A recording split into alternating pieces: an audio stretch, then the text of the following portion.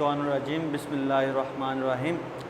عزیز طلباء، آپ کو جو ہے پیٹرن بتایا نظم کی تشریح کیسے کی جاتی ہے، تو اب ہم نظم کی تشریح کے حوالے سے کچھ اشعار کو زیر بحث لاتے ہیں اور ان پہ جو ہے تشریح کے حوالے سے لب کشائی کرتے ہیں۔ ٹھیک ہے، تو پہلا شعر ہے ہماری نظم کا، پہنچتا ہے ہر ایک مہکش کے آگے دور جام اس کا، پہنچتا ہے ہر ایک مہکش کے آگے دور جام اس کا، کسی کو تشنا لب رکھتا نہیں ہے لطف عام اس کا۔ ٹھیک ہے، تو پہلے شعر میں بچوں شاعر نے کیا کہا ہے کہ مہکش کہتے ہیں شراب پینے والے کو، اور دور جام جسے کہتے ہیں شراب کا دور جس میں شراب کو پیا جائے۔ تو شاعر نے کیا کہا ہے کہ شاعر نے یہاں شراب کو یا یوں کہہ لیں کہ مہکش سے مراد انسان کو لیا ہے اور دور جام سے مراد رزق کو لیا ہے۔ کس کو؟ رزق کو لیا ہے۔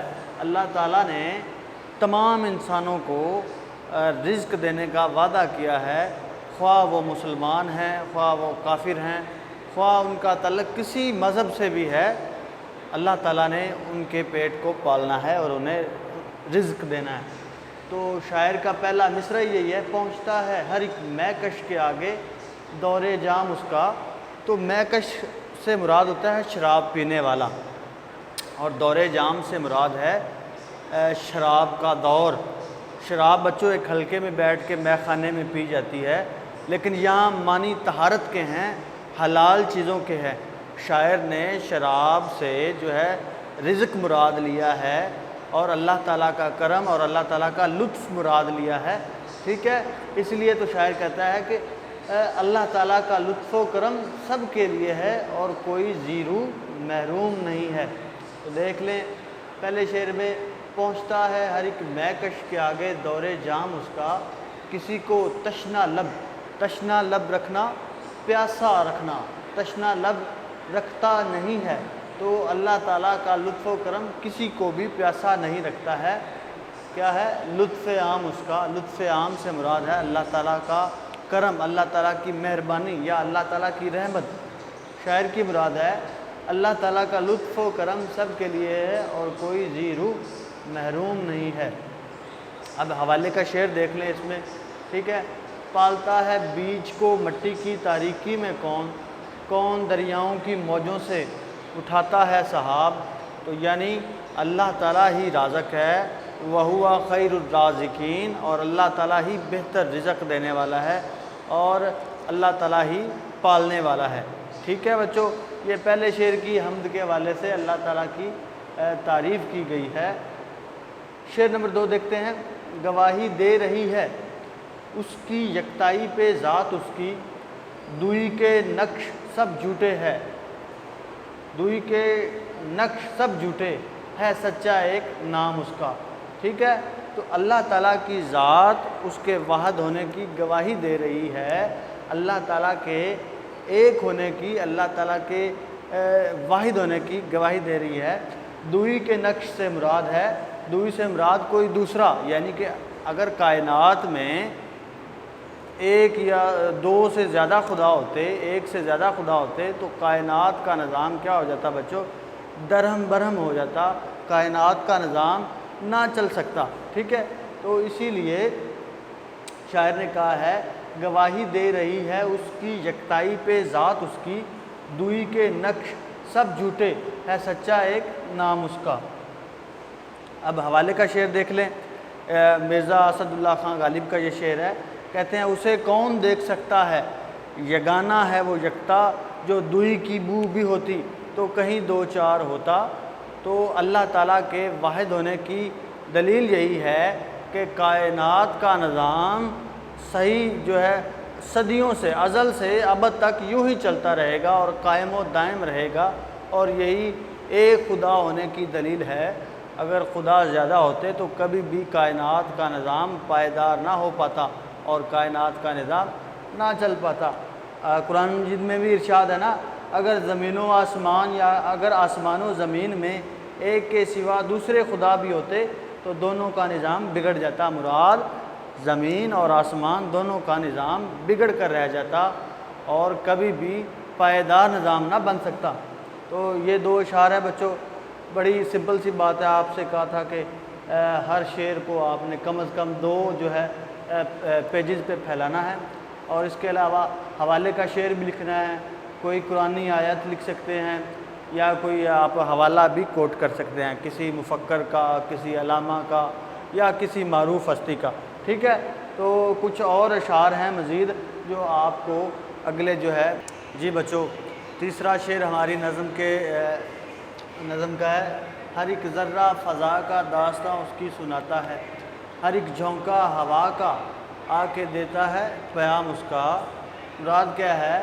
اللہ تعالیٰ کے ہونے کی دلیل کائنات کا ذرہ ذرہ دے رہا ہے۔ اس شعر میں بیسیکلی بچوں شاعر نے فلسفہ وحدت الشہود کو بیان کیا ہے۔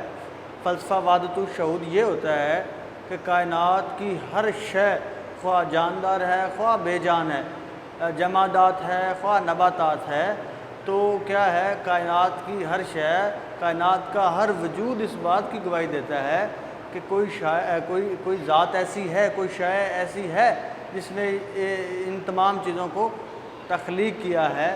تو دیکھیں مثال کے طور پر ہماری کلاس میں ایک چیئر ہے، چیئر پر ہم بیٹھتے ہیں، تو چیئر پر بیٹھتے ہی ہمارے ذہن میں یہ تصور ہوتا ہے کہ اس چیئر کے بنانے والا کوئی کاریگر ضرور ہے۔ اسی طرح یہ اتنی بڑی کائنات جسے دیکھتے ہوئے یہ احساس ہوتا ہے کہ اس کے بنانے والا بھی کوئی موجود ہے۔ اگر ایک چھوٹی سی چیئر خود بخود نہیں بن سکتی، یہ قلم ہی لگا لیں، یہ قلم اپنے آپ نہیں بن سکتا، تو کیا پوری کائنات اپنے آپ خود بن سکتی ہے؟ کبھی نہیں۔ تو لازمی طور پر اس کے بنانے والا کوئی نہ کوئی ہے، اور وہ ذات اللہ تبارک و تعالیٰ کی ذات ہے بچوں۔ تو اسی لیے شاعر نے فرمایا ہے ہر ایک ذرہ فضا کا داستاں اس کی سناتا ہے، ہر ایک جھونکا ہوا کا آ کے دیتا ہے پیام اس کا۔ اس میں فلسفہ وحدت الشہود ہے بچوں، لکھ بھی سکتے ہیں آپ، حوالہ دے سکتے ہیں۔ تو اس کا مفہوم یہ ہے، مفہوم لکھنا ضروری نہیں ہوتا تشریح میں بچوں، لیکن اگر آپ کو مفہوم صحیح آتا ہے، بالکل صحیح آتا ہے، ٹو دی پوائنٹ آتا ہے، تو پھر آپ مفہوم کو لکھ سکتے ہیں۔ اگر آپ مفہوم میں گڑبڑ کر سکتے ہیں، گڑبڑ ہونے کا خطرہ ہے، تو آپ اسے چھوڑ دیں، مفہوم کے بغیر ہی آپ صرف تشریح لکھ دیں، ٹھیک ہے۔ تو اس کا مفہوم یہ ہے فضا کا ذرہ ذرہ اللہ کے موجود ہونے کی گواہی دیتا ہے۔ تو حوالے کے اشعار دیکھ لیں، خواجہ میر درد کے یہ اشعار ہیں بچوں، بڑے صوفی شاعر ہیں ہمارے، اور جو ہے جگ میں آ کر ادھر ادھر دیکھا تو ہی آیا نظر جدھر دیکھا، جگ میں آ کر ادھر ادھر دیکھا تو ہی آیا نظر جدھر دیکھا، یہ حوالے کے اشعار، اور یہ آپ نے شعر کی علامت لازم لکھنی ہے۔ دوسرا شعر بھی خواجہ میر درد کا ہے، فرماتے ہیں تجھی کو جو یہاں جلوہ فرما نہ دیکھا، برابر ہے دنیا کو دیکھا نہ دیکھا۔ تو یہ تمام اشعار فلسفہ وحدت الشہود کو بیان کرتے ہیں۔ تو انتہائی آسان شعر ہے بچوں۔ چوتھا شعر دیکھ لیں، سراپا معیشت میں ہوں، سراپا معصیت میں ہوں، سراپا مغفرت وہ ہے، خطا کوشی روش میری، خطا پوشی ہے کام اس کا، سراپا معصیت سر تاپا گناہ گار، میں سر سے لے کر پاؤں تک کیا ہوں؟ گناہ گار ہوں۔ شاعر کہتا ہے میں سر سے لے کر پاؤں تک گناہ گار ہوں، سراپا مغفرت وہ ہے، اگر میں کلی طور پر تمام تر گناہوں کا پتلا ہوں تو وہ کلی طور پر بخشنے والا ہے، وہ میری تضاد ہے۔ اگر میں گناہ گار ہوں، جتنا بڑا گناہ گار ہوں، تو وہ اتنا بڑا ہی بخشنے والا ہے، اتنا بڑا ہی غفور الرحیم ہے، اور اتنا بڑا ہی مہربان ہے، اتنا بڑا ہی رحم کرنے والا ہے۔ خطا کوشی روش میری، روش کہتے ہیں عادت کو، ٹھیک ہے، میری عادت ہے، میری فطرت ہے کہ میں گناہ کرتا ہوں، خطا پوشی ہے کام اس کا۔ اور اللہ تعالیٰ کی جو ہے اللہ تعالیٰ کی ذات کی جو صفت ہے وہ بندے کے گناہ کو پوشیدہ رکھتا ہے، کبھی لوگوں میں عیاں نہیں کرتا اسے۔ جی پانچواں شعر دیکھیں، میری افتادگی بھی میرے حق میں اس کی رحمت تھی کہ گرتے گرتے بھی میں نے لیا دامن ہے تھام اس کا۔ میری افتادگی کہتے ہیں بچوں گر جانے سے، کہ میرا جو ہے راستے سے بھٹک جانا، میرا راہ راست سے ہٹ جانا، راہ حق سے ہٹ جانا بھی ایک قسم کا میرے حق میں رحمت ثابت ہوا۔ جب میں راستے سے بھٹکا، دنیا داری میں مجھے ٹھوکریں ملی اور میں نے جو ہے جگہ جگہ سے تکلیف اٹھائی اور درد پایا، تو کیا ہوا، اللہ تعالیٰ کی ذات نے مجھ پر مہربانی فرمائی، اور پھر میں نے کیا کیا کہ گرتے گرتے میں نے ان مصائب میں، ان تکالیف میں اپنے خدا کو یاد کیا اور خدا کے دامن کو تھام لیا۔ بڑا آسان مفہوم ہے، ایک دو جو ہے لائنوں کا آسان مفہوم لکھ سکتے ہیں آپ، ٹھیک ہے۔ چھٹا شعر دیکھیں نظم کا، حمد ہوئی ختم اس کی حجت اس زمین کے بسنے والوں پر۔ حجت کہتے ہیں دلیل، یا حجت سے یہاں مراد ہے اسلام، دین اسلام کی بات ہو رہی ہے۔ ہوئی ختم اس کی حجت اس زمین کے بسنے والوں پر، کہ پہنچایا ہے ان سب تک محمد نے کلام اس کا۔ تو نبی اکرم صلی اللہ علیہ وآلہ وسلم خاتم المرسلین ہیں، آخر الزمان ہیں، امام الانبیاء ہیں، آپ اللہ تعالیٰ کے آخری نبی ہیں۔ تو اللہ تعالیٰ نے اپنے آخری نبی پر قرآن مجید کو نازل کر کے کیا کیا، اسلام کی تکمیل کر دی، دین کو مکمل کر دیا، اور انبیاء مبعوث کرنے کا سلسلہ قطع کر دیا، چھوڑ دیا، کیونکہ آپ آخر الزمان نبی ہیں، آخری نبی ہیں، ٹھیک ہے۔ تو اللہ تعالیٰ کا دین نبی اکرم صلی اللہ علیہ وآلہ وسلم پر قرآن نازل ہونے کے بعد مکمل ہو جاتا ہے، ٹھیک ہے۔ ساتواں شعر دیکھیں، بجھاتے ہی رہے پھونکوں سے کافر اس کو رہ رہ کر، مگر نور اپنی ساتھ پر رہا ہو کر تمام اس کا۔